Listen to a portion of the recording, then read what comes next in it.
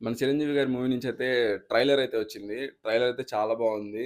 ట్రైలర్‌లో లొకేషన్స్ గాని, బీజీఎం గాని, ఆ బాస్‌కి స్వాగ్ గాని చాలా రోజుల తర్వాత వింటేజ్ 'చిరంజీవి' గారిని చూసినట్టు అనిపించింది. అండ్ లాస్ట్‌లో వచ్చే 'విక్టరీ' గారి ఎంట్రీ గాని, వాళ్ళిద్దరి మధ్య జరిగే డైలాగ్స్ కానీ, సీన్స్ కానీ బావున్నాయి. అండ్ 'అనిల్ రావిపూడి' గారి మూవీ నుంచయితే మన స్టోరీ అవేమి చూడకూడదు.